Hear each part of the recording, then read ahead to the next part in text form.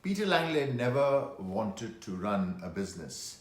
His dream had always been to teach literature, quiet classrooms, deep conversations, and a life far away from balance sheets and bottom lines. But fate, as it often does, had other plans. When his father, George Langley, passed away unexpectedly, Peter found himself standing in front of Langley Steel, a rusting sign over a worn down facility that hadn't turned a profit in 4 years. The family business, once the pride of their town, had become a burden. Debts were mounting, morale was low, half the machines didn't work, the other half barely did. The only thing keeping the lights on was inertia. Peter was 29. He knew nothing about manufacturing, labor relations, or operations, but he knew his father's legacy mattered. Not just to the family, but to the town. Dozens of families had depended on Langley Steel for generations, and now they looked at him not with hope, but doubt. The board wanted to sell. Competitors circled like vultures. Employees whispered about quitting. Peter had two options: walk away or rise.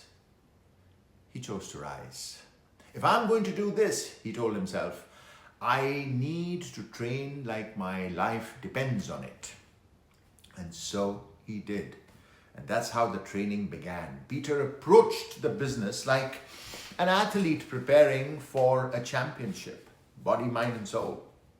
He set his alarm for 5 a.m. daily and started reading everything he could. Manufacturing journals, on leadership books, crisis case studies. He watched documentaries on turnarounds, shadowed employees on the floor, and even took night courses in business operations and financial literacy. More importantly, he trained his mindset. He adopted a morning ritual of journaling, visualization, and cold showers, pushing his mind into discomfort so he could build resilience. He worked out, not for the body, but for discipline. He stopped complaining and started questioning with curiosity, not criticism. He knew his biggest battle wasn't with the market, it was with himself. Winning the floor was most important. The factory floor was a war zone of resentment. The older staff saw Peter as soft, a bookworm playing boss. The younger ones were disengaged, clocking in for paychecks, not for purpose. Peter didn't walk in with orders. He walked in with humility. Day after day, he worked side by side with the welders and machinists. He asked about their struggles. He took notes. He learned every name. He remembered birthdays. He brought coffee and sat in lunchroom instead of his office. He did what his father used to do before the business grew too big. He listened. Then, slowly, he made changes. He implemented small wins, repaired faulty equipment, negotiated better supply deals, replaced toxic managers with committed team players. He introduced a win wall to celebrate daily progress, no matter how small. He created task forces and asked employees to lead them. He didn't demand loyalty, he earned it.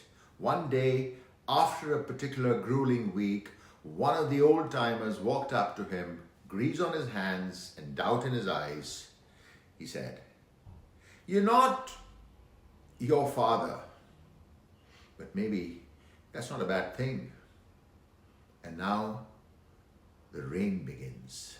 6 months in, the books started to shift. Orders increased thanks to Peter's bold decision to pivot toward eco-friendly steel processing, a risk that attracted new customers. He partnered with a local college for an internship program, injecting new energy and fresh thinking into the plant. He started a leadership academy within the company. Once a month, employees from every level were invited to train on communication, management, and innovation. Peter called it the Train to Reign program. It's not about being in charge, he told them. It's about being prepared to lead when no one else will. Employees began staying late, not because they had to, but because they cared. Productivity rose, turnover dropped, the energy shifted. A year after Peter took over, Langley Steel posted its first profitable quarter in 5 years. Local papers ran the headline, "The Comeback King." But Peter didn't feel like a king. He felt like a warrior, a man who had trained relentlessly, mentally, emotionally, and professionally, not to rule over people, but to lift them. This is the story of Legacy 2.0. 2 years in, Langley Steel became the top employer in the region. More importantly, it became a symbol of grit, of second chances, of what happens when someone refuses to settle for failure. Peter didn't go back to teaching literature, but in a way, he still taught. Every meeting, every story he told, every decision he made was a lesson in resilience, humility, and strength. His favorite moment wasn't the awards or interviews. It was walking the floor one afternoon and hearing a line of trainees discussing the Train to Reign program. "You know what it means, right?" one asked. Another replied, "Yeah, it means you get ready. So when the hard part comes, you're already strong." Peter smiled. That's exactly what it meant. Train to reign, and not born to lead, built to lead. Thank you.